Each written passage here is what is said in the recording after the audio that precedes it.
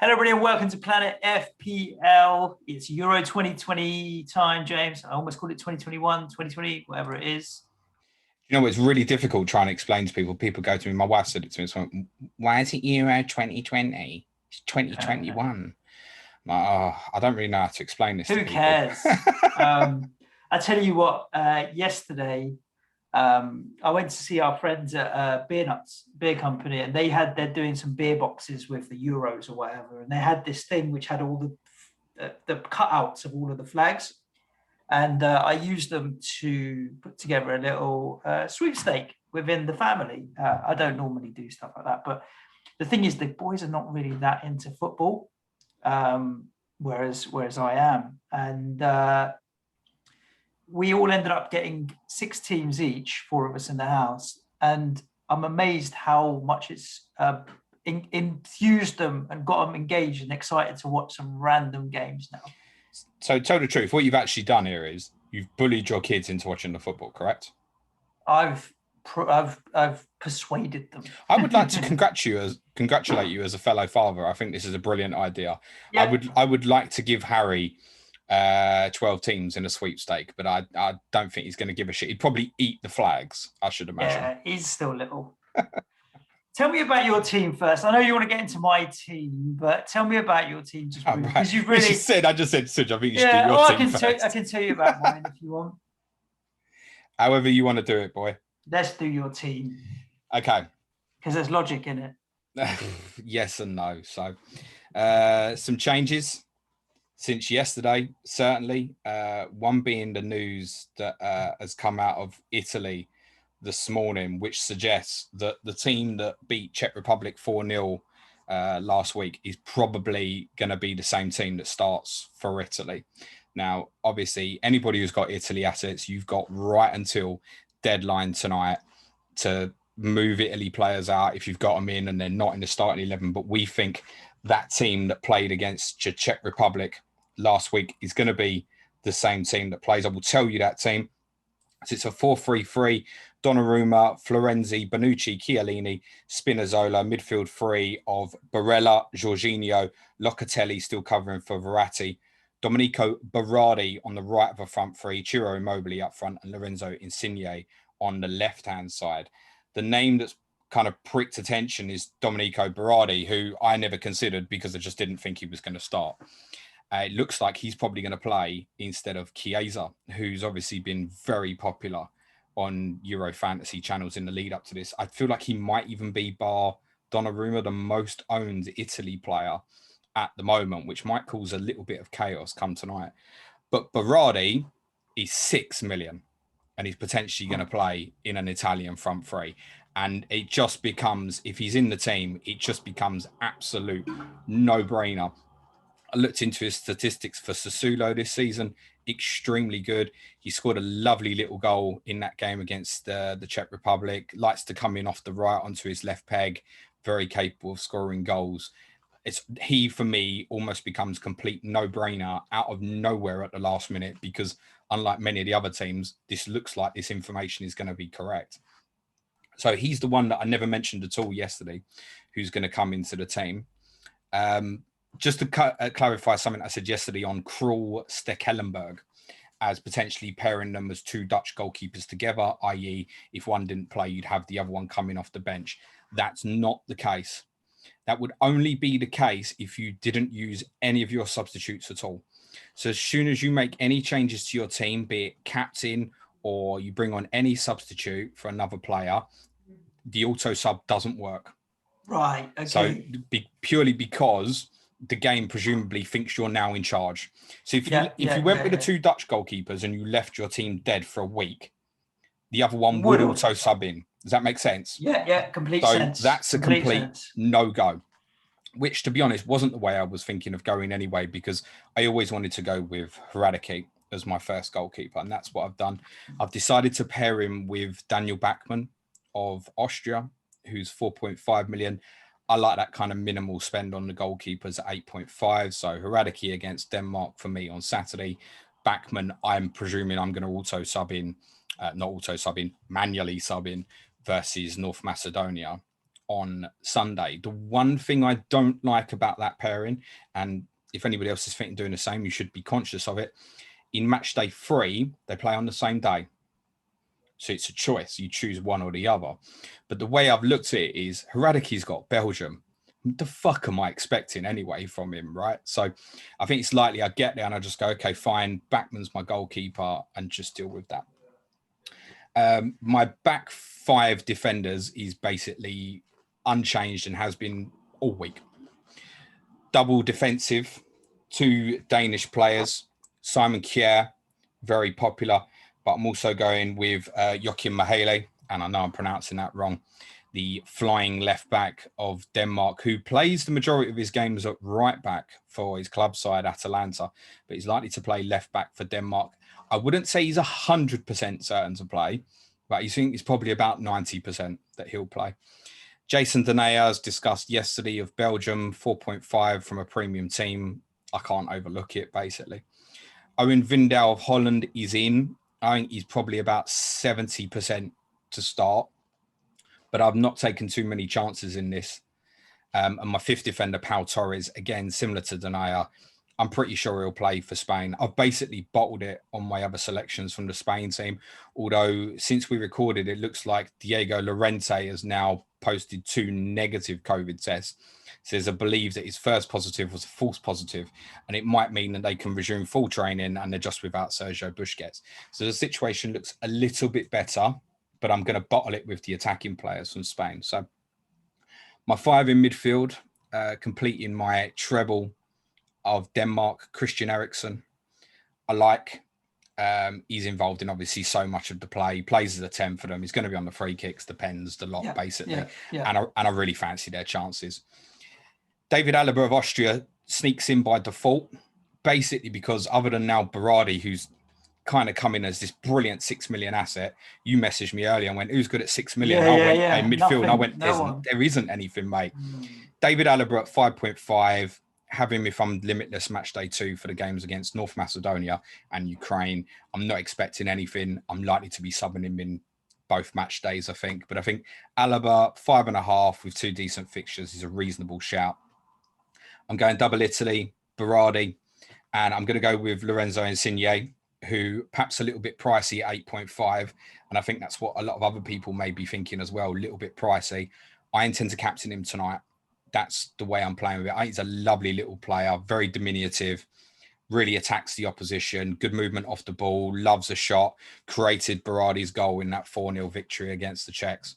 I think he's got the higher ceiling of the 2 tonight. I think he's also more likely to play the 90 minutes out of the 2 players. And my 5th midfielder sneaking in is Bruno Fernandes. And I was going to go with no one from the Group D games. But what I didn't like was I could foresee a situation where I ended up going Lewandowski captain on Monday. And then if he blanked for me, I'm stuck with a no captain return and then nothing for that final day, knowing that Ronaldo will be a very powerful captain for many people on the final day if the template captaincy selections fail, which means I've sacrificed something up front. I'm still going Lukaku. I think it's almost unavoidable because of his ownership and stuff. 2 good fixtures for me. And as I said, I think they might slip up against Denmark in match day 2, meaning that he'll be extremely popular in match day 3. So Lukaku's in for me. I've gone with Lewandowski. And the 3rd forward, I've dropped down from Memphis Depay to Martin Weghorst up front, 7 million Dutch forward. I think he's going to start. I'm probably about 80 to 85% on that. But the way I'm looking at it is I've got a maximum, I think, of 3 players in my starting 11 who I'm a little bit wavering on whether they'll start. And that's Weghorst, Mahele and Vindal. And I do expect all 3 of them to start. The rest of them, for me, they're 99% they're going to start. So if that's the worst case scenario and I lose 1 or 2 of those punts because they don't start, that's another way, obviously, the bench can come in. But I'm expecting the bench to come together, obviously, for players that blank. So it leaves me with a starting 11 4-4-2 of Hradecky, Mahele, Kjær, Denayer, Vindal, Eriksen, Alaba, Insigne, Berardi, Lukaku, Weghorst. With Backman to come in for Hradecky on Sunday.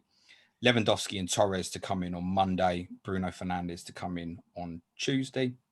The captaincy plan as it stands would be Insigne tonight. I would need, I think, double return, goal and assist, or two attacking returns for the armband to stay on him. I think then move to Lukaku on Saturday. Same thing. I think 2 returns, or it moves on again. I think you need to gamble because it's such a short form tournament. Then I think Sunday becomes a little bit more difficult. So I think if I got to Sunday and I'm only 1 attacking return from, I'm probably going to go Weghorst. I'll probably stick Lewandowski Monday and then Bruno Fernandes Tuesday. So I think I'll probably only get into Fernandes probably if Weghorst and Lewandowski both miss. I think if Insigne scores, I'm moving the armband. If Lukaku scores, I'm moving the armband. It needs 2 attacking returns in the first 2 days to keep the armband on him. You've got to gamble. I can't be see if anyone's got like Insigne tonight and just gets an assist and sticks on him. The game's too short for him. If it was a 38-game season, I'd say fine, take the attacking return and leave it if that's what you want to do, if you've got no confidence in the other players. But I think from those potential 5 captaincies, Insigne, Lukaku, Weghorst, Lewandowski, Fernandes, one of them's going to blow up. I would hope anyway. Just to be clear for the rules, because I think it impacts me a little bit as well. In terms of auto substitutions, that counts for all your auto subs. So where we use the example that keeper 1 doesn't play, keeper 2 won't be auto subbed if you've been manually making substitutions. That's true for outfield and goalkeepers, right? So if I left that like that, and I left Lewandowski, Torres, and Fernandes as my 3 subs, the only way they'd be getting on the pitch if I left it dead would be if 3 of my 11 didn't play a minute, right? So it's going to be tricky. There's going to be so many people that make substitutions and get miss it. Got to remember as well, obviously tonight deadline is 8 p.m. UK time, kick off of the first game, and that's the way it is all the way through. So match days 1 and 2 are 2 p.m. deadlines UK time. So you've got until 2 p.m. It's the later kickoffs are the problem, aren't they? Because you don't know the team. Well, yeah, but I mean, if you take the 3 outfield subs I've got, in fact, 4 substitutes I've got, the only one I'm going to see that's definitely going to start is Bruno Fernandes. But they're all coming in. I think like even Pau Torres of Spain, I've got to take a chance. I think in Torres' case, if you're in a scenario where everyone from your outfield's already returned, then you're blessed anyway. Because of course, know from FPL that only 5 or 6 players in any given game week returning is decent. Of course, don't have, in my case of say bringing in Lewandowski on Monday and Torres, don't have a preset idea of who you're replacing them with. You're replacing them with the player that scores the least points. It would seem fairly obvious. Exactly. If I got to the position on, what would be interesting if I got to the position on Monday, and let's just say hypothetically 10 of my players had returned, what do I do? I'd bring Lewandowski in, but I'd probably just leave Torres out, I think.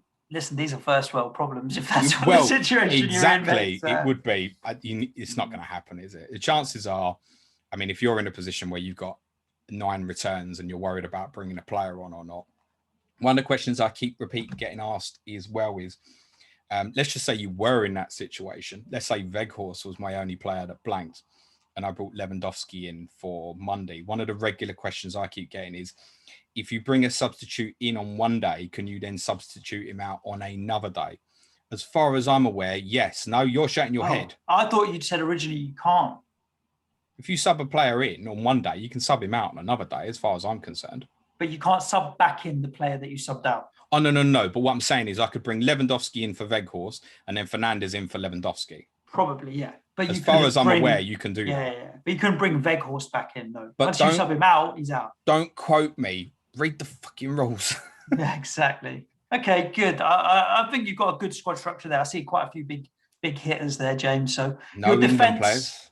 Yeah, your defense is the one that is light because you haven't put a lot of budget in there. And I've adopted quite a different strategy. So time will tell. I think there's quite a lot to be read from your squad and my squad and your playing style and my playing style. So I have gone with goalkeepers. I've gone with Donnarumma in goal and then Hradicki as my backup goalkeeper. I understand that they play right at the start of the week, but it is what it is. I want a bigger hitter goalkeeper than someone cheap, basically. So I'm comfortable putting money into my defense. I've also got two premium, what I call premium defenders in João Cancelo and John Stones. Both have got a reasonable attacking threat. I actually think England's group, the more I look at it, they could nullify quite a few of these teams. So I don't mind John Stones and João Cancelo in there. And then the three cheap defenders that I've got at 4.5, two are the same as yours in Pau Torres and Denayer. I think those two are both fine. And I've actually plumped for Jan Bednarek as well. Again, okay, over the Denmark boys, yeah? Yeah, primarily, I just think Poland's group, they'll finish second, maybe first, like you've mentioned before. So I don't mind a bit of Bednarek in there.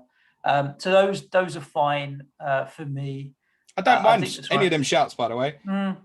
Midfield, I've got a couple of same. I've got two the same as you in Christian Eriksen and Berardi.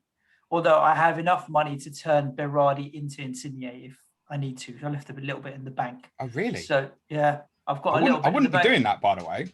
What, leaving money in the bank? Yeah, the tournament's too short for him. Spend it, mate. I'm trying. honest to God, that midfield 5.5 to 8 million is a shit show. There's crap in it. Go through the rest of your team. We'll see if we can find a way to spend it. So Eriksen, Berardi. I've got Mason Mount. Yeah. Frankie de Jong. And then my fifth midfielder is Thomas Souček at 6.5. It is what it is. I could always downgrade him to find a bit more money, but I don't mind any of those. So de Jong is his group. Netherlands should be winning that group. Eriksen's obviously the main man. Mason Mount, you've mentioned that you think he'll be on a lot of the set pieces. And that's a big I would appeal argue to me. Mason Mount was probably 16th man for me, probably. So those are, and then I've gone Romelu Lukaku up front and Memphis Depay. Again, two big hitters. I think they're both decent. And last but not least, based on re-listening to our pod yesterday, which I rarely do. I reckon I re-listen to 1 in 200 of our pods, James. I've got Olivier Giroud. And that's my punty punt pick. It's a punty pick. It's also a punty punt pick for France players on our strategy are limitless too, because you've got Giroud against Germany and Portugal. So you think get rid of Giroud? Well, you get rid of... I'm not saying it's a bad pick, by the way. Yeah, I get it, because we've talked about the fact that he might play. There's no suggestion to me that Benzema's probably going to be out of the whole group stage. There is no suggestion of that. As far as I'm concerned, at the moment, he hasn't even been ruled out of the game, which is it's next Tuesday, right? It's still 4 days away. So the further the way the day is, the less information we've got, obviously. So I don't know that Benzema's even out of the Germany game. I think if Benzema's fit, Giroud doesn't even start. And also, in your case, you're saying taking a punt here. You listen back to the podcast. So what did we say about punts? Have the punts at the start of the week so you can sub them out. Yeah, true. You're going to take a punt on Giroud, bring him in on the final day, and it's another one. You haven't got the team.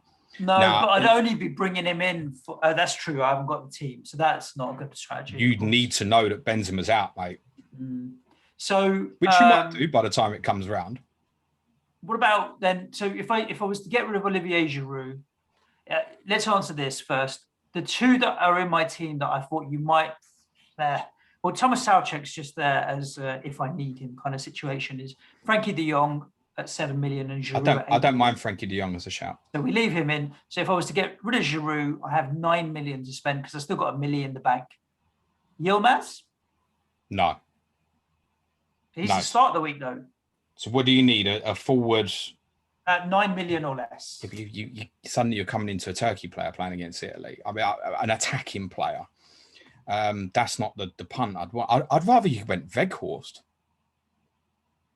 Actually, go Weghorst and Depay. Well, you got to be conscious of. So as you stand at the moment, who's your captains? So what have you got tonight? So tonight I was going to go with Donnarumma. Bizarre over Berardi. Yeah, but I think I need a clean sheet and a penalty save from Donnarumma to make it work well. Basically. Berardi, let's see what happens closer to the time if Berardi even plays. I know you said that you think he's going to play, but I want to see it. Listen, if he doesn't, I'm blaming the Italian press, mate. Do you speak Italian? No, but I've seen it converted. Tomorrow I have Romelu Lukaku. Okay. Straightforward. Everyone's going to go with that. On the 13th, I'm going to go with Memphis Depay. Yeah. I think that's fairly straightforward. On the 14th, I actually only have Pau Torres and Thomas Soucek playing. So I don't have anyone on the 14th. And I've got Bednarek as well. And on the 15th, I've only got João Cancelo. I mean, Cancelo could be absolutely brilliant, couldn't he? Clean sheet and attacking return as a kind of left field punt right I'm at the not end. worried about Cancelo at the end. If I'm getting to the point where I'm taking a punt on the last day and Cancelo is my only option, Hail Mary, fuck it, let's go for it. Yeah, I don't mind that. Yeah, so the 14th is a problem, which is Monday. I think so. Because I think by default, with what you've got there, you probably just stick it on Pau Torres. And what are you really expecting? You're hopeful of a clean sheet, obviously. But then what do you do even at that stage? You get the clean sheet, then what? Say he's got you a 6-pointer. Do you think, that's enough? Or I think I'd still move to Cancelo the next day, I think. So the options then are Scotland, Czech Republic, Poland, Slovakia, Spain, Sweden. Spain, Moreno is affordable. I think Morata will play. So we don't go with Moreno. Moreno, exactly as I said yesterday, if he's in the team at 6.5 million, you get all over that very quickly, I think. But I think Morata will play. That's the noises I'm hearing. Who's your midfield again? Your midfield 5, remind me. Christian Eriksen, Frankie de Jong, Mason Mount, Berardi, and Thomas Soucek. How much in the bank? 1 million. Okay. So at Soucek's level, what can you get up? Who's the forward we're getting rid of? Olivier Giroud. Giroud. So I'm saying, if you went Giroud to Weghorst, leaves you 2 million in the bank. Am I right in saying? Giroud to Weghorst is, what's Weghorst? 7. Yeah, then 2 million in the bank. I think that Soucek to Ferran Torres. You think Ferran Torres is going to play? I would think so. He's been very borderline for me. I think the ones that have been very close to me that have missed out are Memphis Depay, obviously. Depay, I obviously want rather than Weghorst. I think I just decided I needed to leave myself a last-minute good captaincy option in case it was needed. And let's not pretend that Bruno Fernandes is a bad pick or anything. And it allows a little bit more, obviously, elsewhere. I think Torres was very close for me. Olmo was very close for me. Mason Mount was very close for me. The other one that was very close, it doesn't fit your problem there, is Sabitzer of Austria. I really like. He's been in my team most of the week. Just the closer I got, I was less and less comfortable having treble Austria, basically. When I don't rate them, I just rate their first fixture, basically. So Sabitzer would be another option. But I think for you, to cover yourself a decent captaincy option for Monday, is Torres, or you look at moving Giroud down to Weghorst and perhaps then go Depay up to Lewandowski, which would give you the same front three as me. I don't mind Ferran Torres instead of Soucek. Last thing, with the double up on Depay and Weghorst, I actually don't mind that too much either. But the thing is, as soon as we start making substitutions, the whole auto substitution thing is out the window, and then I could end up with a player that doesn't play in my team. What are your thoughts on Teemu Pukki ahead of Weghorst, simply because he'll definitely play? I don't like it, but I don't hate it. But I really, at that point, I think, honestly, I'd probably rather have 25 minutes of Moreno at the end. If he comes on, rather than Pukki at the start. The danger with that is you've got to replace him with a player who's playing on the final day. Obviously, if it's a shitty 1-pointer or something, so that's not ideal. So you want to go someone earlier in the week, I think. I'm not sure.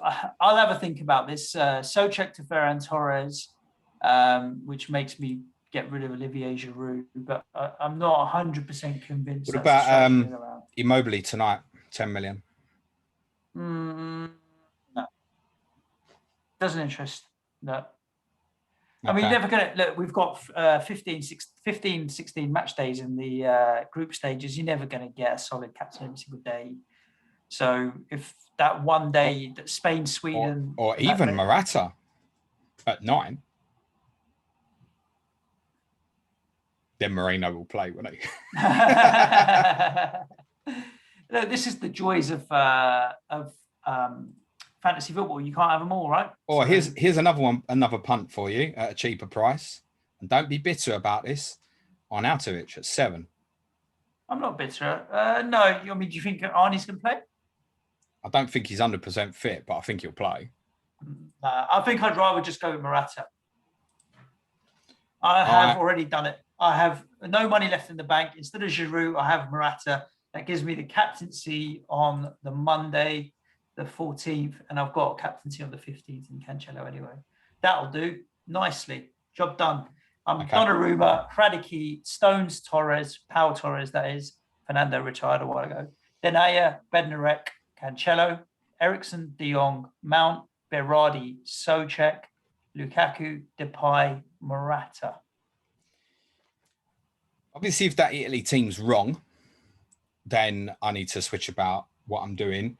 I'm 98% sure that Insigne will play, so it would probably leave me cover there. I think, honestly, if Berardi's not in the team, I'm probably just switching that to Jorginho, actually. Probably on the pens, take a chance on it, same price.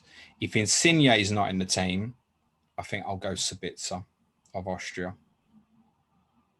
What I might do with that is if Insigne is not in the team, let's say neither of them's in the team, I might go Insigne down to Chiesa. And then if Berardi's not in the team, up to probably Mason Mount. Those are my kind of backup options at the moment. But I'm pretty sure that League to Italy team's probably going to be correct. Okay, fair play. Do you want to predict the results for the weekend, James? Shall we? Should we have some fun? We normally do that on our Patreon differential show. Let's do the weekend games. We also do it, James, I'll be honest with you, with Premier League teams that we watch week in, week out, and I have some understanding of how they're going to play. And in this situation, I'm just a bit blind. But Turkey versus Italy tonight, I think 2-0. I hate that already. Italy versus Turkey. It's in Rome. Stop that nonsense. I'm going to go with UEFA officially because I don't want them to, sue us or whatever. Yeah. Turkey versus Italy. 2-0 Italy. Fuck UEFA. Sue me. 2-0 Italy for me as well. Okay. Sorry, mate. My phone's ringing. It's the legal department at UEFA. Yeah. tell UEFA and FIFA, where did their 5 million to the Republic of Ireland go? Ask them to find that out. I'll ask the lawyer to investigate. And if people are curious about that one, that was a Patreon exclusive pod we did on Wednesday looking at the Republic of Ireland and how messed up John Delaney, their CEO, and the finances have become. Interesting listen. We did Patreon. That one on Patreon, so we definitely don't get sued. Exactly. Wales, Switzerland tomorrow, early kickoff.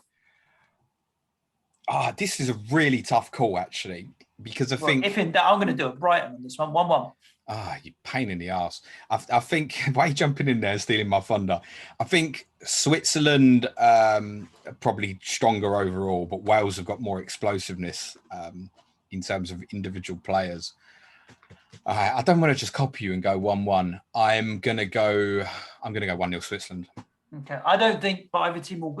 people don't like losing their first game in a tournament, so I think that's why it can be quite cagey. So that's why I think 1-1. Denmark, Finland. 2-0 to Danes, I'll go for. Yeah, I was going to say 3-0 to Denmark. I think comfortable win for Denmark. Belgium versus Russia.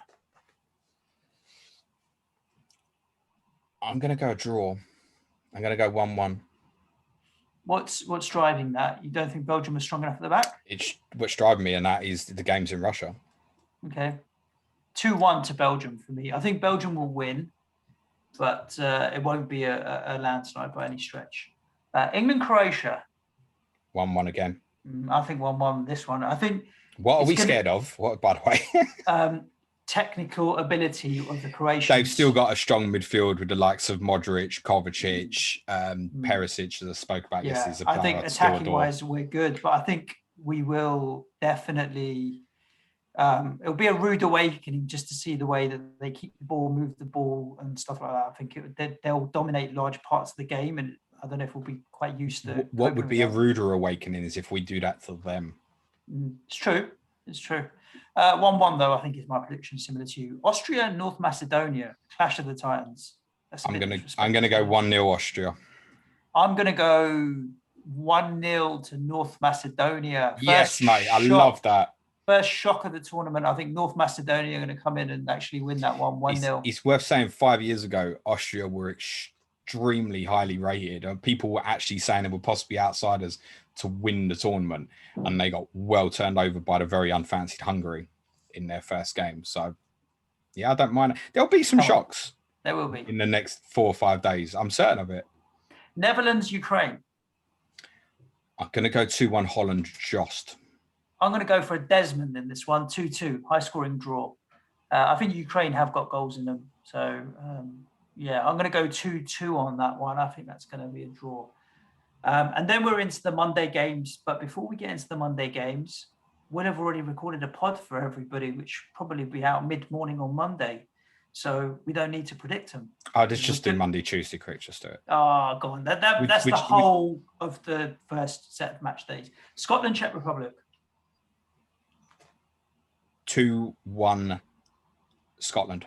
I was going to say Scotland as well. Yes, 2-1 Scotland. Get in there, son. Poland, Slovakia. 1-0 Poland. 2-0 Poland. 2 or 3-0 Poland. I think they're gonna dominate that one. Spain versus Sweden. 2-0 Spain. 2-1 Spain. I don't think it'll be straightforward. We are not predicting many goals here, are we? We're plenty of goals, mate. 2 to 3 goals a game, we're almost predicting. Hungary, Portugal. 4-3 Hungary. Jokes. I'm gonna go. I just got a sneaky Hungary going to get some out of this.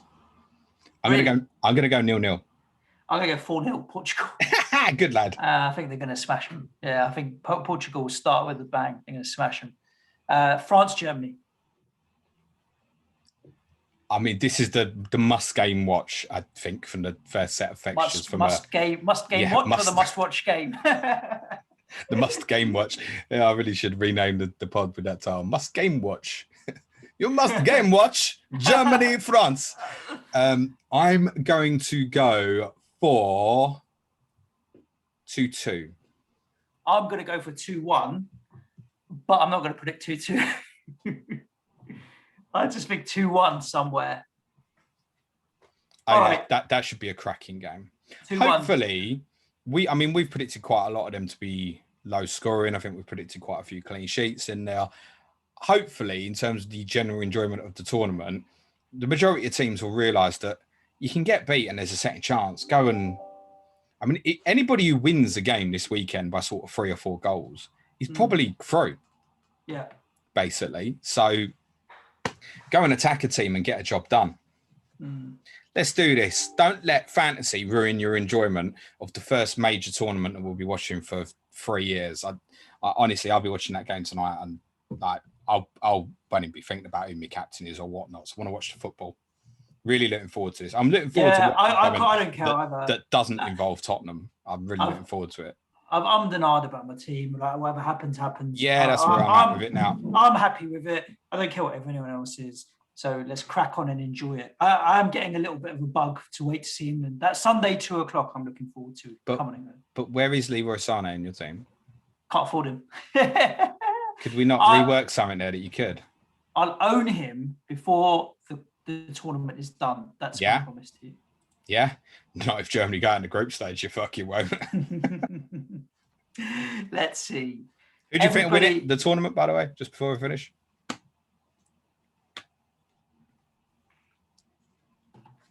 Germany. Really? Yeah. I'm going to go with German efficiency. France. For me. Pick a shot group winner. Denmark, like you mentioned. Same, yeah. Denmark or Poland are the shot group winners, but I think Denmark probably, if I had to gamble on one. Yeah, I'd go with Denmark as the shot group winner, yeah. Yeah, I think potential shot results this weekend, I think Portugal might get held. What was the other one I said? I can't remember now. Someone else not to win, who's quite heavily fancied.